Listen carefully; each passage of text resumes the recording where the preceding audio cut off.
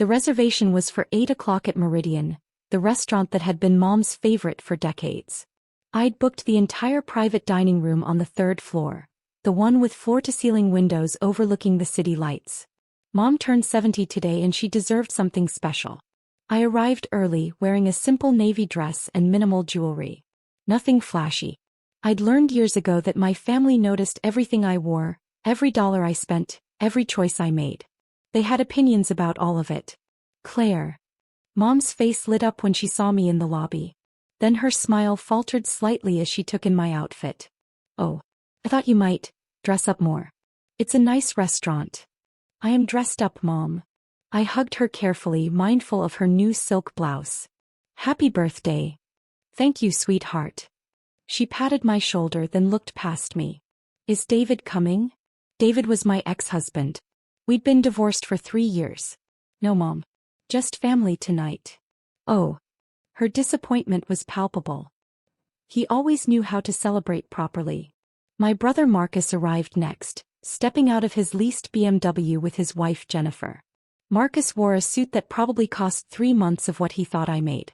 Jennifer's dress sparkled with what she told everyone were real diamonds. Claire. Marcus nodded at me. Surprised you could make it. Thought you'd be working late at that little office job. I requested the evening off. I kept my voice pleasant. Mom's birthday is important. Well, hopefully you can at least chip in for drinks. Jennifer's laugh was bright and cutting. We know your budget is tight. My sister Amanda arrived with her husband Robert and their 2 teenage children. Amanda took one look at the restaurant's entrance and squealed. Meridian. Oh my God, Marcus, you shouldn't have. Actually, I made the reservation, I said quietly. Everyone turned to stare at me. You. Amanda's perfectly shaped eyebrows rose. Claire, this place is like $300 per person. Minimum. I'm aware. Marcus laughed, not kindly. Claire, be serious. There's no way you can afford this. I made the reservation. I just let you think you did so you'd feel included. I received a confirmation email. From my account, probably. The staff must have mixed something up. He was already walking toward the entrance. Don't worry about it. Jennifer and I will handle the bill. You can Venmo me $50 later or something. The hostess greeted us warmly. Good evening. Party of 8 for Chin. That's us, Marcus said smoothly, stepping forward. I'm Marcus Chin. I made the reservation. The hostess glanced at her tablet, a small wrinkle appearing between her brows. I have the reservation under Claire Chin, actually. That's my sister. There must be some confusion. I'm the one who... The private dining room on the 3rd floor, correct? The hostess smiled at me. Right this way, Ms. Chin.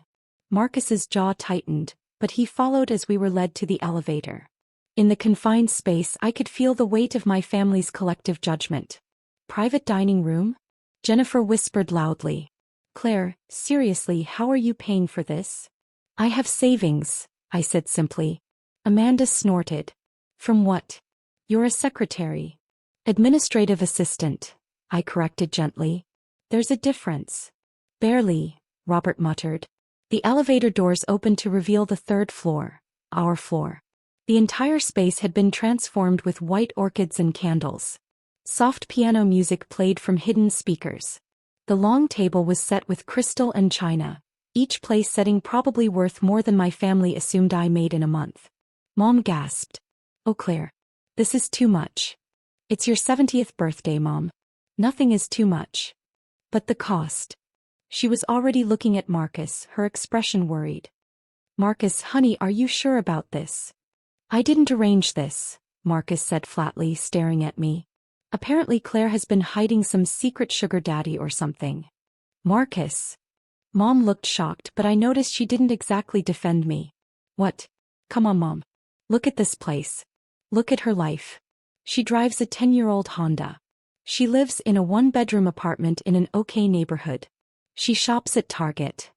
He counted off each point on his fingers like presenting evidence. Now suddenly she can drop $5,000 on a birthday dinner?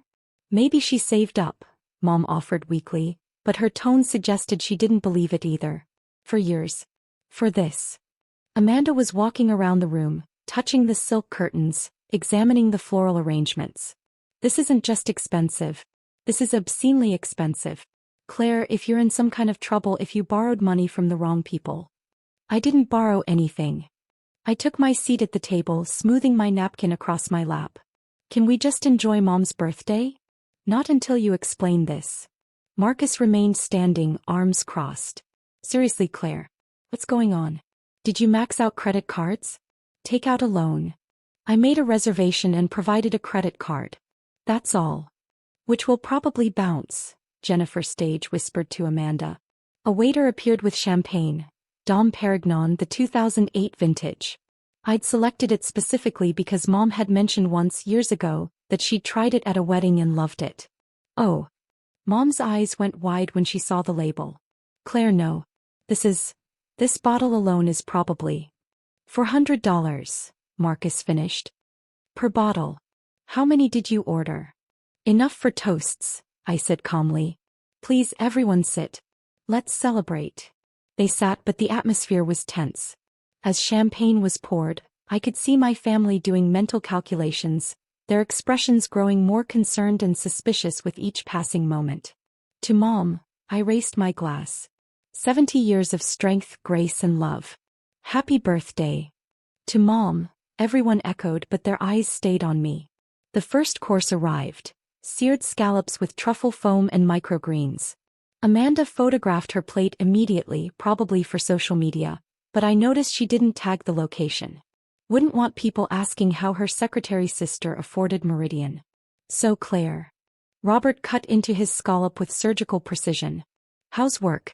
Still with that small consulting firm? Yes. It's going well. What exactly do you do there again? Jennifer asked. Like file papers? Answer phones. I coordinate projects and manage client communications. So, secretary work. Marcus popped a scallop into his mouth. These are incredible, by the way. Probably $30 per scallop. Can we please stop talking about money? Mom pleaded. It's my birthday. We're just worried about Claire, Amanda said, reaching across to pat my hand. This isn't like you. This kind of spending. We're concerned you're having some kind of episode.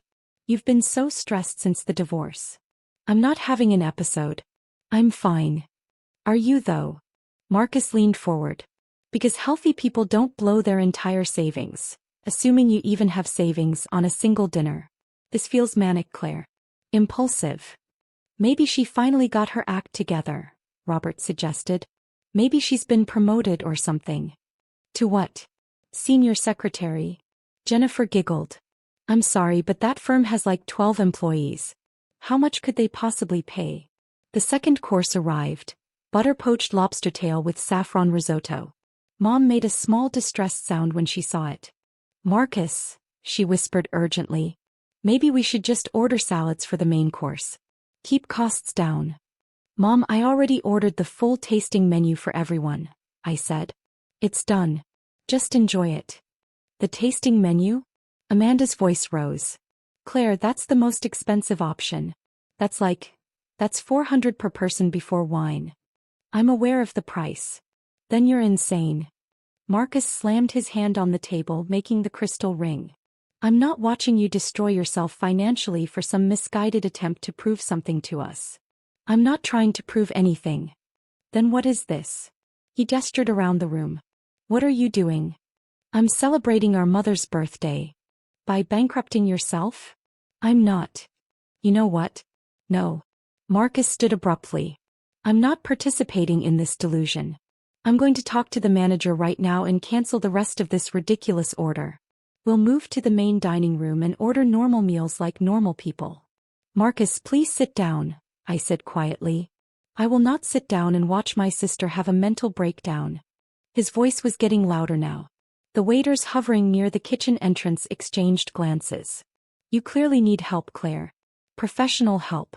This isn't normal behavior. I agree, Amanda chimed in. This is scary actually. Who spends money like this when they can barely afford rent? I can afford my rent. Can you? Jennifer challenged. Can you really? Because I've seen your apartment, Claire. It's not exactly luxury living. No doorman, no amenities, coin laundry in the basement. Meanwhile, you're spending thousands of dollars on one dinner. It's Mom's 70th birthday. It's financial suicide. Marcus was pacing now. And I'm not going to enable it. I'm going downstairs right now to fix this mess. He stormed toward the elevator. Jennifer jumped up to follow him, then Amanda and Robert. Even the teenagers looked uncomfortable, muttering excuses as they trailed after their parents. Mom and I sat alone at the beautiful table, the half-eaten lobster cooling on our plates.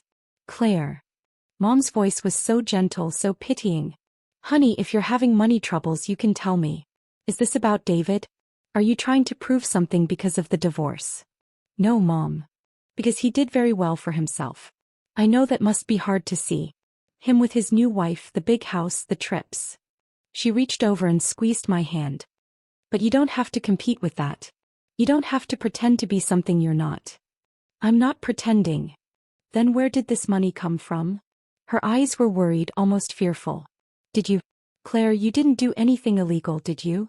That hurt more than everything else combined. My own mother, wondering if I'd committed crimes to pay for her birthday dinner. No, Mom. I didn't do anything illegal. Then I don't understand. Before I could respond, the elevator doors opened. Marcus strode out, and I could see the manager walking beside him, a tall man in an impeccable suit named Richard. I'd spoken with Richard a dozen times over the past month while planning tonight. There she is, Marcus pointed at me. That's my sister. She's the one who made this insane reservation. Richard's expression was professionally neutral. Sir, I'm aware of Ms. Chen's reservation. Well, I need you to cancel it. The rest of it, I mean. We're done here. Send us the bill for what we've already eaten, and we'll move this party somewhere more reasonable.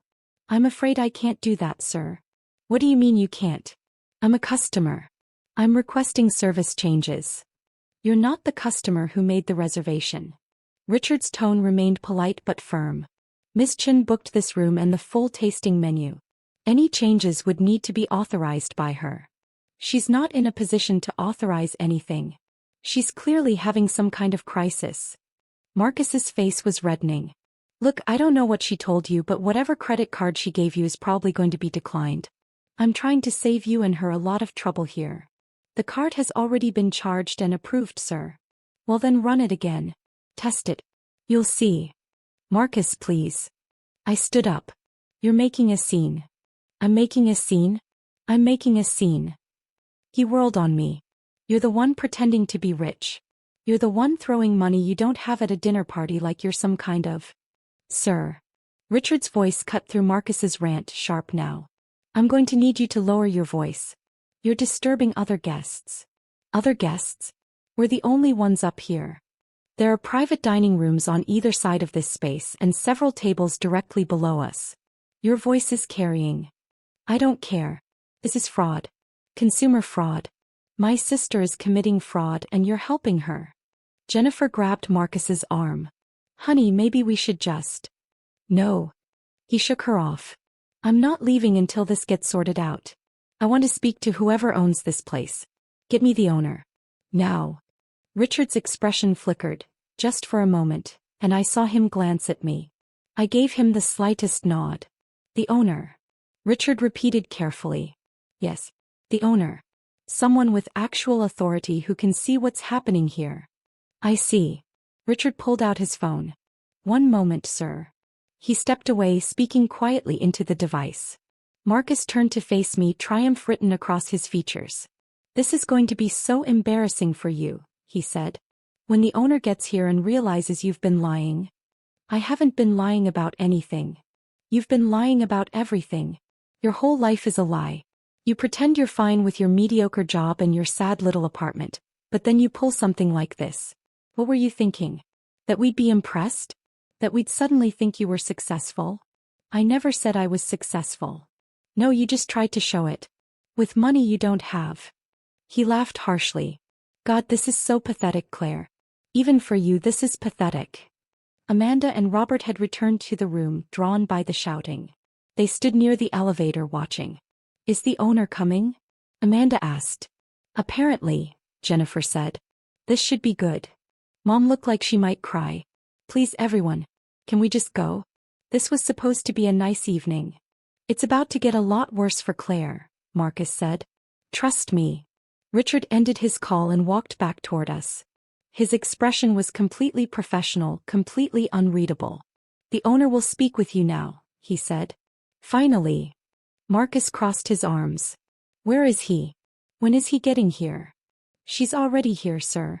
Richard turned slightly. "Miss Chin, would you like to address your brother's concerns?" The room went completely silent. Marcus blinked. "What?" "Miss Claire Chin owns Meridian," Richard said calmly. "She has owned it for 4 years. She's also the principal owner of the Meridian Group, which operates 6 other restaurants in the city. I'm the general manager and I report directly to her." I watched the color drain from Marcus's face. "That's..." He looked at me, then at Richard, then back at me. "That's not possible." "I assure you it's quite possible," Richard continued. "Miss Chin purchased Meridian shortly after her divorce. She's been very hands-off as an owner, preferring to let the management team run daily operations, but she's here several times a month to review finances and operations." "Claire." Mom's voice was barely a whisper. "Is this true?" I took a breath. "Yes." "You own this restaurant?" Amanda looked like someone had slapped her. "This restaurant. And 6 others." I kept my voice steady. "The Meridian Group includes Meridian, Copper and Oak, the Garden Room, Saltwater, Provisions, Blueprint, and as of last month, Henrietta's Table." "That's..."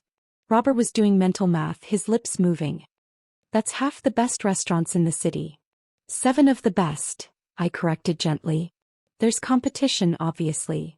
Marcus was shaking his head slowly, like he could physically deny reality. No, this is some kind of joke. Some kind of..." "Richard, is she paying you to say this?" Richard's expression went cold. "Sir, I'm going to pretend you didn't just accuse me of accepting bribes. Miss Chin is absolutely the owner. I can provide documentation if you'd like, though I don't appreciate having my professional integrity questioned. But she's a secretary." Jennifer's voice was shrill. "She drives a Honda." "I'm an investor," I said quietly. "I work as a consultant because I enjoy the work and the flexibility. The restaurants run themselves for the most part. And I drive a Honda because it's reliable and I don't particularly care about cars." "Your apartment," Amanda started, "is convenient to my office and has a month-to-month lease. I own 2 other properties, a condo downtown that I rent out and a house in the suburbs that I'm renovating." The silence that followed was deafening. Mom's hands were trembling. "Why didn't you tell us?" "I tried to, Mom. After the divorce, when David's lawyer was claiming I'd contributed nothing to the marriage, remember? I mentioned I'd made some investments. You said I was being defensive and that David was right to keep everything since he was the breadwinner. But you didn't say you owned restaurants. You didn't ask. You assumed I'd failed. I looked around at my family. You all did. And when I tried to explain, you talked over me. You told me to be realistic. You said I needed to accept my limitations." Marcus found his voice. "Claire, if this is true..." "It is true, sir," Richard interjected. "And I have to say, in 4 years of working for Ms. Chin, I've never seen her bring personal matters into this restaurant. The fact that she's allowing this conversation at all is generous." "Generous?" Marcus's laugh was slightly hysterical. "She's been lying to us for 4 years." "I haven't lied once. I just stopped trying to convince you of things you'd already decided weren't true." I turned to Richard. "Thank you. I think we're ready for the next course." "Claire, wait." Mom reached for me. "The owner wants to discuss your behavior." Richard's voice was pleasant but firm, his eyes on Marcus. "Sir, you've spent the last 30 minutes in my restaurant insulting Ms. Chen. You've accused her of fraud, implied she's mentally unstable, and suggested she's involved in illegal activities. You've raised your voice repeatedly despite being asked to stop. You've disrupted what was meant to be a milestone celebration." Marcus's face went from white to red. "I didn't know. You didn't ask." Richard pulled out a tablet. "You assumed. And based on those assumptions, you felt entitled to berate her publicly, to question her choices, and to attempt to override her decisions in her own establishment. Her own right. God." Marcus sank into a chair. "This is insane." "What's insane," I said quietly, "is that even now you're not apologizing. You're not asking questions. You're just reacting. What do you want me to say, Claire? Congratulations on secretly being rich." I want you to think about why it had to be secret. Why I couldn't tell you. Why I stopped trying. Jennifer was scrolling frantically on her phone. Oh my God. Oh my God, Marcus, she's listed on the business registrations. Claire Chin, principal owner, Meridian Group Holdings LLC. Estimated value. She looked up, her face pale. Marcus, the estimated value is $40 million. 40. Amanda sat down hard. Million. The restaurants are worth that, yes.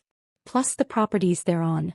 I own the buildings for Meridian, Saltwater, and Blueprint outright. I kept my voice even, factual. My net worth is higher when you factor in other investments. Robert let out a low whistle. How much higher? That's private. You're a multimillionaire, Mom said faintly. My daughter is a multimillionaire and I didn't know. I tried to tell you, Mom. Multiple times. When did you try? Last Christmas, when you asked why I wasn't dating anyone successful. I said I was doing fine on my own and you laughed and said fine wasn't the same as successful. At Easter, when Marcus was bragging about his promotion, I mentioned I'd had a good quarter with my investments. You said that was nice and changed the subject to Amanda's new car. At your birthday last year, when you said you wished I'd make something of myself like my siblings, I started to explain about the restaurants. You interrupted to ask if I'd remembered to bring the potato salad. Each example landed like a stone in still water. I could see the ripples of memory crossing their faces. I thought. Mom's eyes were filling with tears. I thought you were just trying to make yourself feel better. I thought you were being defensive about the divorce. I was being honest. You weren't listening. Richard cleared his throat gently.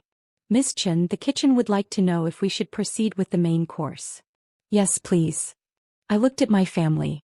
Does anyone want to leave? I won't stop you. But if you stay, we're going to finish Mom's birthday dinner. No more discussions about money. No more insults. We're going to celebrate her turning 70, which was the entire point of tonight. Nobody moved. I'll stay, Mom said finally, her voice small. If you still want me to. Of course I do. It's your birthday, Mom. Marcus stood up slowly. Claire, I don't even know what to say. Then don't say anything. Just sit down and eat your dinner. But we need to talk about this. About everything. About why you didn't. Not tonight, Marcus. Tonight is about Mom. He looked like he wanted to argue, but Jennifer grabbed his arm and pulled him back to his seat. Amanda and Robert followed suit, moving like sleepwalkers. The teenagers looked completely bewildered but sat down when their parents did. Richard nodded at me, a gesture of understanding, and disappeared toward the kitchen. The main course arrived 10 minutes later. Perfectly cooked filet mignon with roasted vegetables and potato gratin. A server I recognized, Thomas, who'd been with Meridian since before I bought it, poured wine with steady hands, his expression carefully neutral. We ate in near silence. Amanda picked at her food. Jennifer kept staring at me like I'd grown a second head. Marcus looked like he was performing complex calculations in his head, probably trying to figure out exactly how much money I had and what it meant for his position as the successful sibling. Only Mom actually ate, taking small, deliberate bites, tears running quietly down her face. The food is wonderful, she said finally. Really wonderful, Claire. I'm glad you like it, Mom. I always have. I used to bring your father here for anniversaries before he passed. Before it got so expensive. Before. She trailed off. Before I thought I couldn't afford it anymore. You mentioned that once. That's why I bought it. She looked up sharply. What? When you told me about Dad bringing you here, about how special it was. You said you hadn't been back in years because it wasn't for people like us anymore. I decided that wasn't true. So I bought it. I wanted you to be able to come here whenever you wanted and feel like you belonged. Fresh tears spilled over. You bought a restaurant for me? I bought it for a lot of reasons. But that was one of them. I reached over and squeezed her hand. You do belong here, Mom. You always have. I didn't know, she whispered. Claire, I didn't know any of this. About the restaurants, about the money, about any of it. You should have told me. I tried. You should have tried harder. Maybe. I withdrew my hand gently. Or maybe you should have listened better. The rest of dinner passed in a blur. Dessert arrived. A custom birthday cake I'd ordered from Meridian's pastry chef, decorated with sugar flowers that matched the fresh orchids around the room. We sang Happy Birthday. Mom blew out the candles. Everyone pretended things were normal. But nothing was normal. Nothing would be normal again. As we prepared to leave, Richard approached with a leather folder containing the bill. Out of habit or maybe spite, Marcus reached for it. "Don't worry about it, sir," Richard said smoothly. "Miss Chin has already settled the account." "Of course she has," Marcus muttered. "It's her restaurant." "Several times over at this point," Richard agreed. His tone was pleasant, but I caught the edge in it. Richard had never liked Marcus even before tonight. Marcus had been rude to servers on previous visits, the kind of casual disrespect that revealed character. In the elevator down, Jennifer finally spoke. "Claire, I'm sorry. About what I said earlier. About everything. Thank you. I had no idea. We all had no idea." "I know. But why?" Amanda burst out. "Why keep it secret? Why let us think you were struggling?" "I wasn't keeping it secret. I was living my life. You all just made assumptions and never checked if they were true." The elevator doors opened to the ground floor. Outside, the city sparkled. Marcus's BMW was parked at the curb, and I could see the valet hovering nearby. "So what now?" Robert asked. "Do we just pretend tonight didn't happen?" "We acknowledge it happened," I said. "We acknowledge that for 4 years, you all assumed I was failing at life. You made jokes. You offered pity. You never once considered that I might actually be doing well because I didn't perform success the way you expected." "That's not fair," Marcus protested. "You deliberately hid things." "I lived quietly. There's a difference." "Is there?" he challenged. "Because from where I'm standing, this feels like some kind of sick test. Like you were waiting to see how badly we'd treat you before revealing the truth. Like you wanted to humiliate us. If you feel humiliated, that's on you. I just wanted to have a nice dinner for Mom's birthday. In a restaurant you secretly own. That's calculated, Claire. It's her favorite restaurant. Of course I chose it." I looked at him steadily. "Would you prefer I took her to Applebee's to match your expectations of what I could afford?" He opened his mouth, then closed it. No response. Mom hugged me carefully like I might break. "Thank you for tonight, sweetheart. It was beautiful. Really beautiful. Happy birthday, Mom. We'll talk soon? About everything?" "Sure, Mom." But I could hear the doubt in my own voice, and I knew she heard it too. I watched them drive away. Marcus and Jennifer in the BMW, Amanda and Robert in their Lexus, Mom in the back seat looking small and confused. The teenagers had barely said 2 words all night. Richard appeared at my elbow. "Well, that was dramatic. Sorry for bringing family drama into the restaurant. Please. This is the most entertainment I've had in months." He paused. "Though I have to say, Miss Chin, I'm surprised you let it go on that long. I kept hoping they'd figure it out themselves." "Did you really? Or were you curious to see how far they'd take it?" I considered the question honestly. "Maybe both. For what it's worth, I think you handled it well. Very restrained. I'd have had them thrown out after the first 5 minutes. They're family. Family who spent 4 years assuming you were a failure." "Yeah." I looked up at Meridian's facade, at the warm light spilling from the windows, at the name I'd chosen when I bought it. They did. My phone buzzed. A text from Marcus. "We need to talk. This changes everything." But it didn't change everything. Changed nothing really. I was the same person I'd been this morning, this afternoon, this evening when they were calling me pathetic. The only difference was they knew the truth now. And somehow that felt more lonely than the assumptions ever had. Richard was watching me with concern. "You okay, boss?" "Yeah," I said. "I'm fine."